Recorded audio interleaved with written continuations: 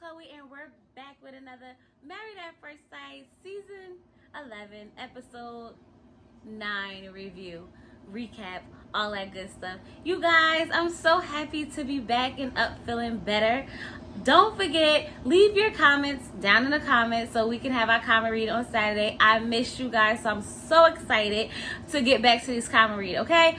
On top of that, your girl's trying to hit 1,000, y'all. Okay, I'm trying to get 1,000 subscribers, so I need you to press the button. Okay, press the button that says subscribe. Don't just be watching and lurking or whatever. Press the button. Press the button. But anyway, y'all, let's get into this review. So the episode starts off with, everybody getting back to their normal, regular lives or whatever the case may be, okay? You got Karen over there cooking. You got Miles over there trying to fix the car or whatever, which he actually fixed, and he's super, super excited about that situation, okay? Y'all, Henry's trying to get in contact with Christina, and I peeped her name in his phone, okay? Her name in his phone is Christina, MAFS. Like Christina, Married at First Sight. Not like wifey, not Christina, not Chrissy, but like MAFS. Like, y'all, it was funny. Don't worry about me. Don't worry about it. Olivia and Brad are in their bed with the kitty cats or whatever, and y'all know I got a little sensitive spot every time I see some cats. I get distracted. I don't know what be going on. All I know is that they was in the bed and the cats was there, and I was happy about it. That's all I'm saying. But anyway, let's move on. We get to Karen and Miles' apartment, and Karen is out, I guess at work or whatever the case may be, and Miles decides that he's gonna have his friend, the chef, come over and cook dinner for them because she's always doing the cooking and he wants to do something special for her. So he comes in and they're getting ready to chef it up real quick, whatever the case may be, and Karen comes in and she's so pretty, like naturally pretty, like she lights up a room when she walks in. It was like, oh, look at her, she's so cute. She cute. So the whole time they're cooking, it just was a little weird for me, okay? Miles is coming off real thirsty. I'm gonna just say that, okay? He's all smelling her hair and making everything kind of sexual, and I'm just like, this is a little cringy. It was a little cringy. That's the word I'm gonna use. But it was awkward. Yeah, it was awkward. So I was sitting there like, no, Miles, stop, okay? We get it. We get it. You like her. You want to be close to her. But at this point, it's coming off real creep squattish. Yeah. Creep squattish. So Karen really appreciates that, and she's like, oh, Miles gets brownie points for that. I just hope this continues. I hope this isn't just a one-time situation, So I was like, okay, I see her coming around to him, warming up just a little bit or whatever the case may be. You can tell she's still a little reserved, but in her book, he got a little bit of brownie points. So good for you, Miles. Good for you. It worked, okay? Hopefully you get a kiss or a hug or something from your wife later on. Hopefully. We don't know. Probably not. But it's good to just hope. But anyway, we get over to Christina and Henry, okay? Now, Henry is in the house by himself because y'all know Christina left when they got into a little argument, okay? So he got to relive the whole situation, and we get the clips of the argument of them that they had the night before and him walking away and whatever the case may be. And Christina comes into the house. Now, when Christina comes into the house, she's like, listen, it's something I want to tell you. I've really been struggling with this. I'm not really, sure, how you're going to take it or whatever the case may be. And she's like, I have ADD and I haven't been taking my medicine. So that's probably why I've been a little, impatient, a little rude, a little nasty. I really haven't really been myself. And I'm like, okay, this makes sense now. It makes sense. So Henry's like, so I get it. And I'm like, yeah, we get it. We finally get it. But he's still reserved because he's still like, well, I hope that when you start taking your medicine that, that attitude that you got go away, because he's not here for the attitude, okay? Not at all. So all of us hope for Christina's sake and Henry's sake that Christina starts taking her medicine again, okay? Now, once Christina confides in him, you know, Henry really shows sympathy. He's just like, oh my God, like, you know, I'm happy that you felt safe enough to confide in me with something so personal. And then being as though Tristan, Henry's friend, expressed how Henry helped her get through her hard times, that made Christina feel a little bit more, you know, safe with Henry, okay? And she's starting to realize that, you know, maybe this is what she needs. Maybe Henry is the change that she needs, okay?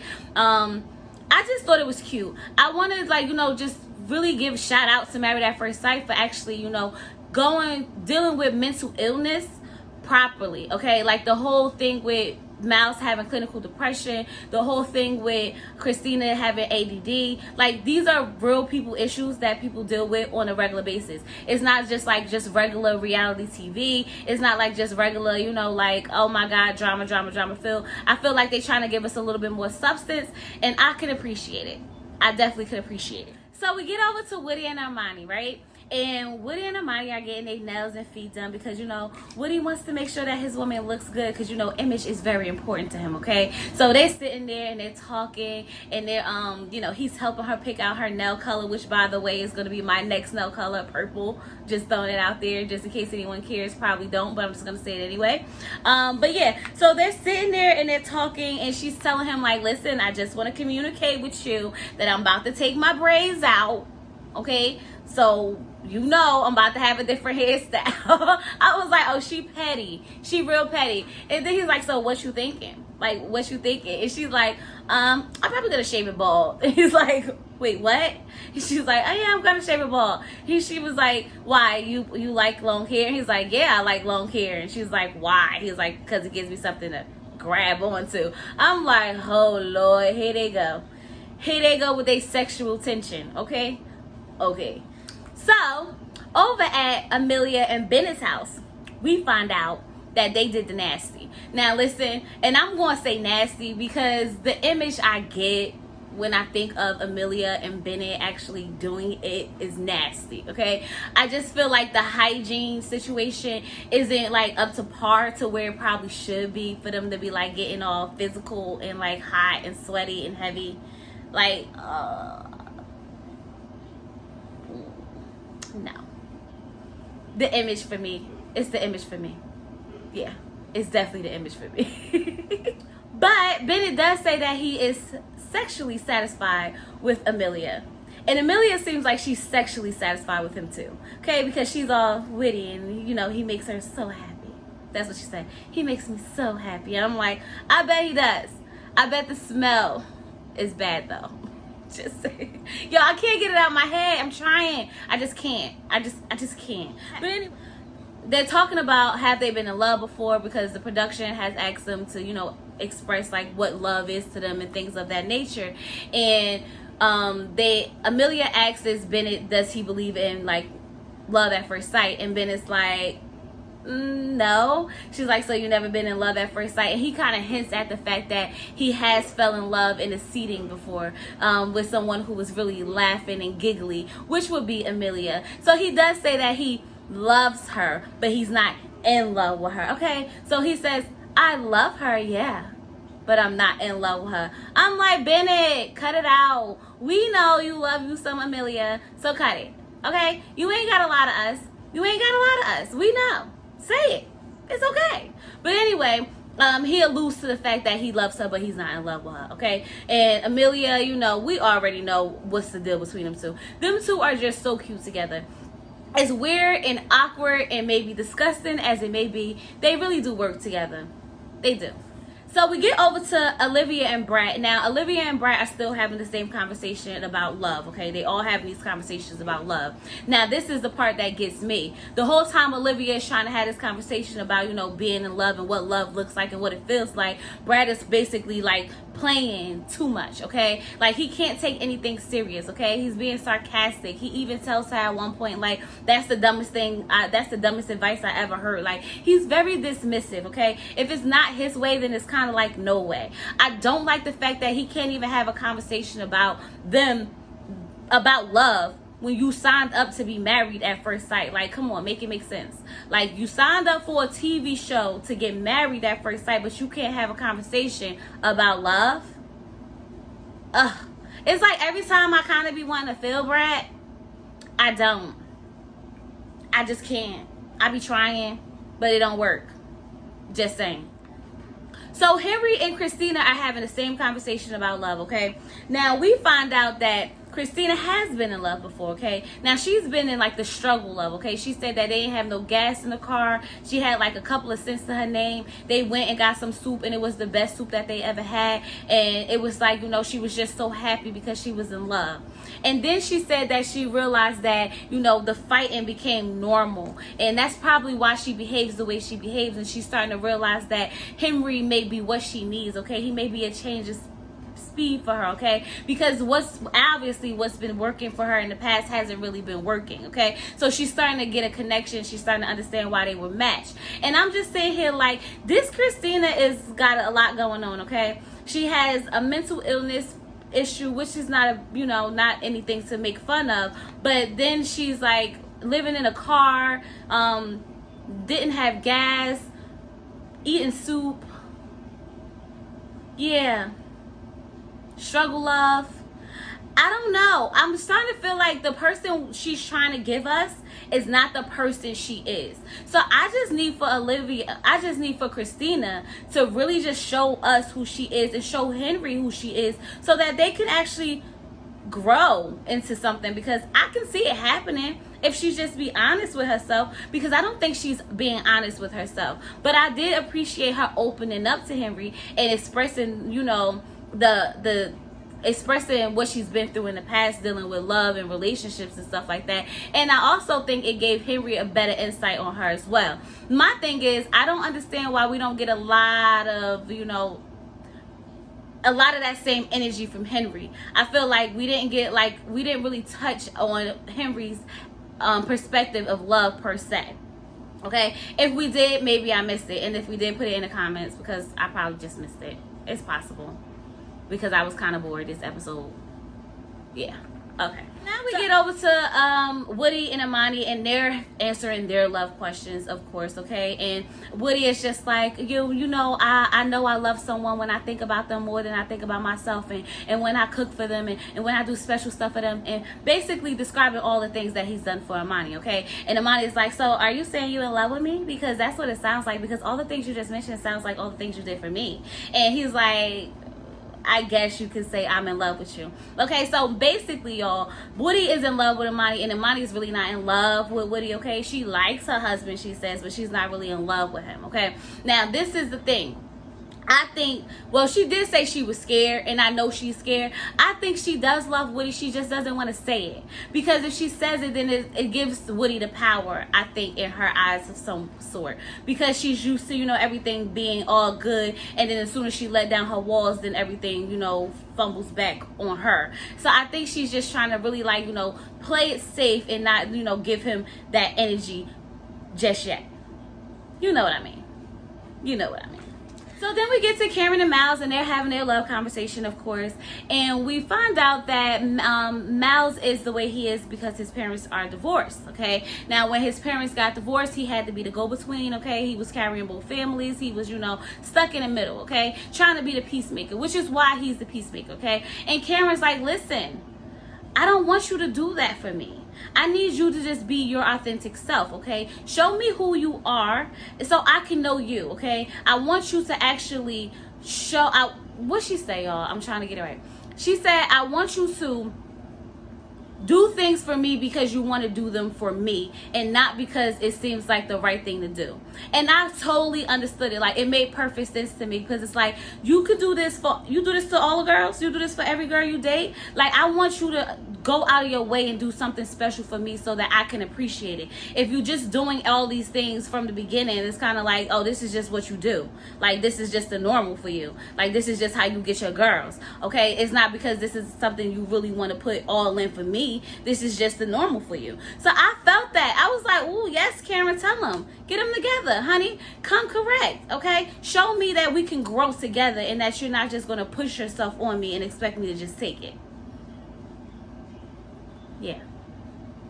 I think that made sense. That made sense? I think that made sense. So now it's time for all of them to get ready to go on their dates or whatever, because they supposed to do something special for one another.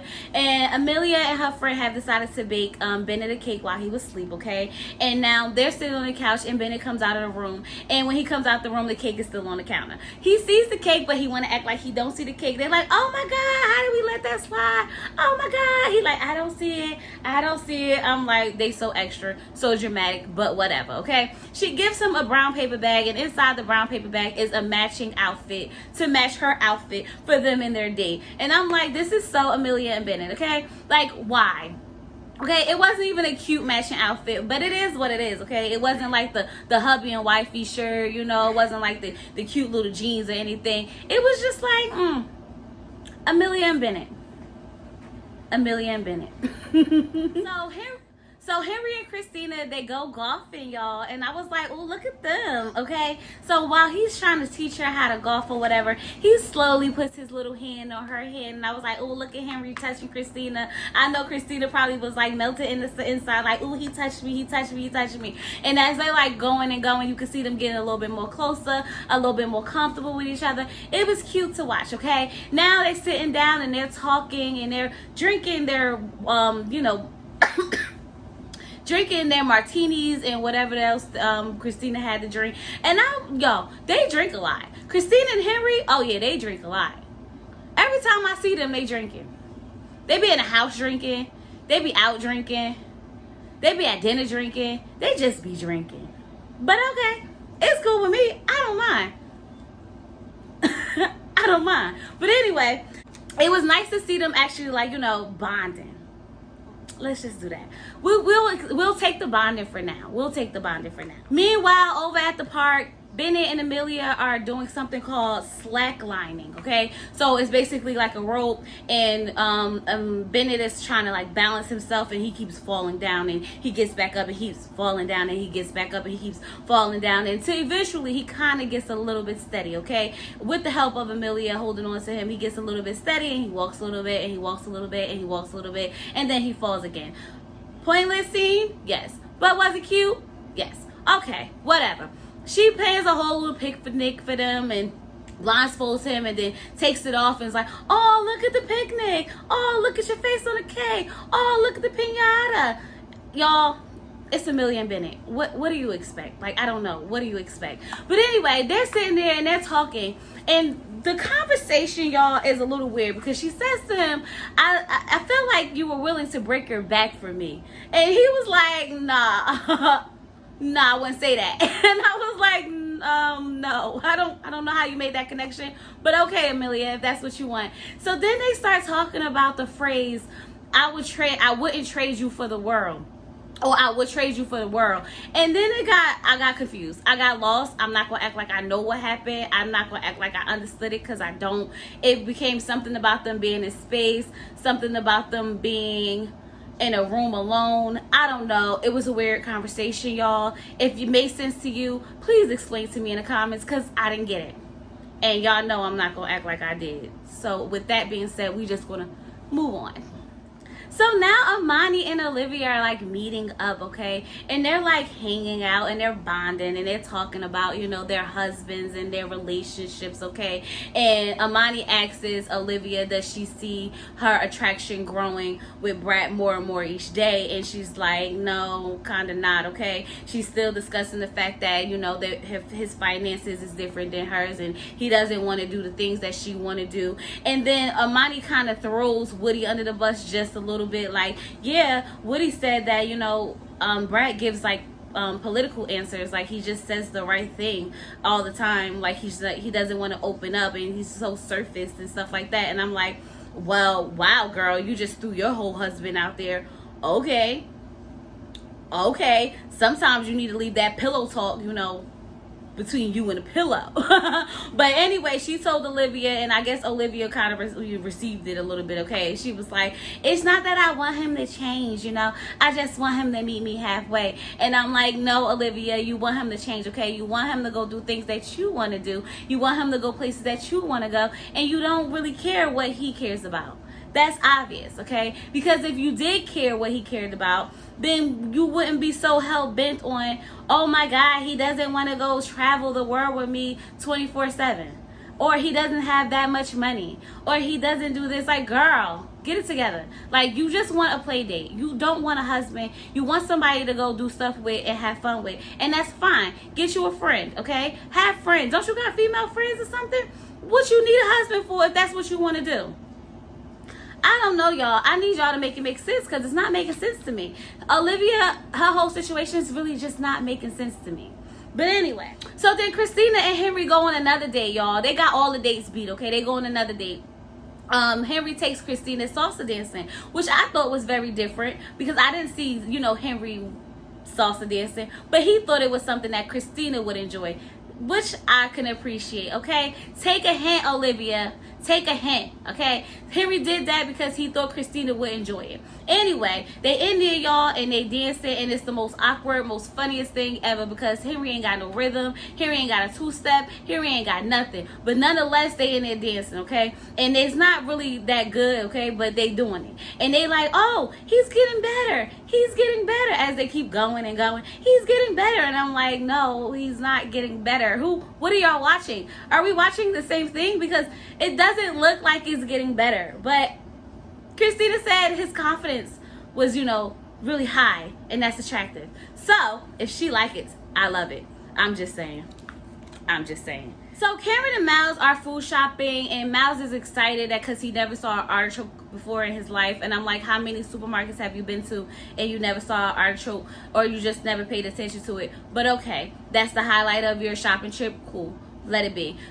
Cameron's gonna cook for Miles, so they're picking out all the food, and somehow they get on a conversation of Miles being so emotional and being able to express his emotions, and Cameron is a little like, I don't know what to do with it. Like, I'm not gonna say I don't like it. I kind of do like it. I'm just not used to it. I'm not used to men being so emotional and things of that nature.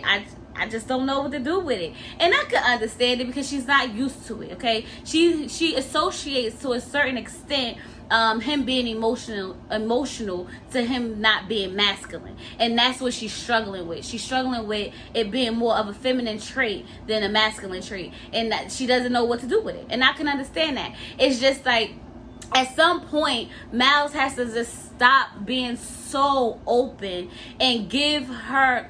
Okay. Miles has to stop being so open to Karen and allow Karen to work to get those emotions out of him. Okay? He's literally just giving it all to her, and she has to do nothing to deserve that. She doesn't deserve the emotion that he's giving her. For what? Like, she's done nothing to deserve it. In my eyes, I don't know why he's so open with her. Like, he's just trusting her with his heart, basically. And she did nothing to deserve it. I don't get it. So I think he needs to pull back, fall back a little bit, stop being so thirsty, stop being so all down her throat, and then she'll come to him. Because she's attracted to those guys that don't really pay her no attention. So I think if he do reverse psychology is to a certain extent, that might work.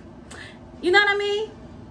You know what I mean. So Olivia and Brad are out with the alligators, okay? They're walking up to the alligators and they're saying up, up, up, up, thinking that the alligators are going to listen when they're not going to listen, because you can't train alligators if you let Brad tell it.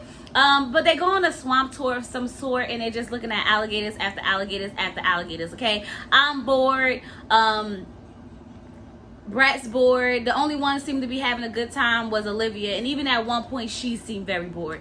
I didn't understand what was the point. At one point they brought out a what is it, like a little cage or something with a little bulldog frog in it. I don't know what was the point, y'all. I just feel like this episode was a struggle, okay? The whole episode was a struggle. It was like, what are we watching and why? That's how I felt somewhere along this line. Like, at this point, I kind of was like, is this episode over? And it wasn't. We were still there looking at alligators. I think I saw the most alligators I could have seen in one episode ever in my whole entire life. I don't know. It was too much. Yeah,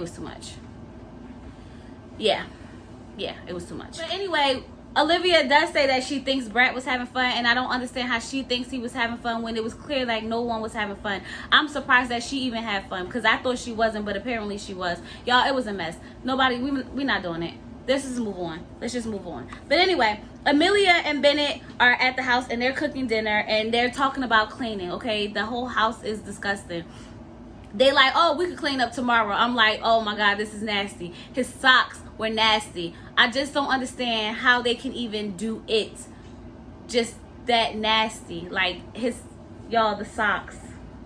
Did y'all see his socks? Why? Why? And these are the same people that say take off your shoes when you come in the house. Let's just go. Let's just move on, y'all. The whole episode drove me crazy. But anyway, Amani sets up a nice, cute little dinner for Woody, okay? And she lights the candle because she wants to let him know that she appreciates him, okay? Even if she's not in love with him, she appreciates him, okay? And they're sitting down and they're having dinner and they're talking and things like that. And, you know, Woody like, what else you got planned for me? And Amani wants him to know that she appreciates him. And Woody's like, oh, now I got to get in my bag. And she's like, you've done enough. Like, this is just me stepping up because you always doing, you know, you cook a breakfast, you do all the little sweet things. And I just wanted to show you I appreciate you, and I wanted to do a little bit more. I was like, okay, I could feel you on that, girl. I could feel you. Step your little game up, okay? Because she said she's trying to keep her husband. Period. Period.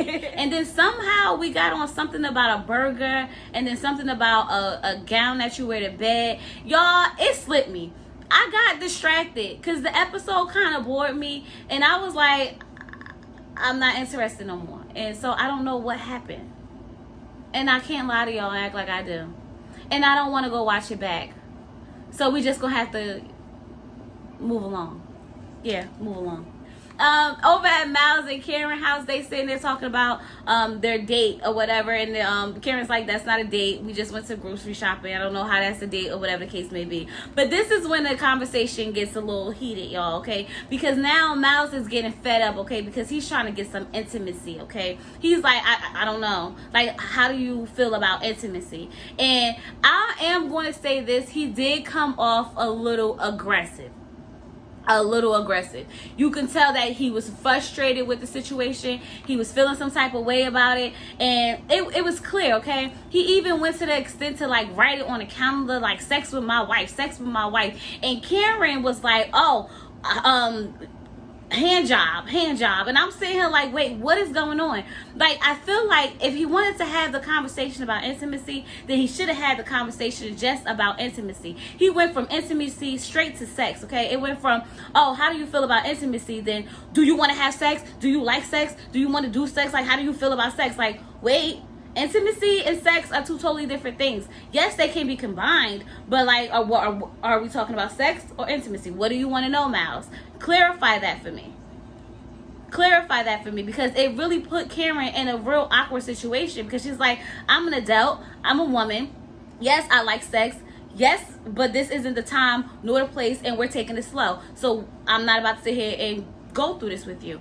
I don't know, I felt like it was childish of Miles, and the side of him is starting to show. Yeah, he's frustrated, yeah, he want more, but I think his approach could have been just a little bit better. Just saying. But anyway, y'all, that's pretty much what happened in this episode. Nothing really happened. I was bored, majority of it. This review was a struggle for me because like I ain't really had much to give y'all. So I hope you enjoyed it. Can't wait to see you all at the camera read. Peace.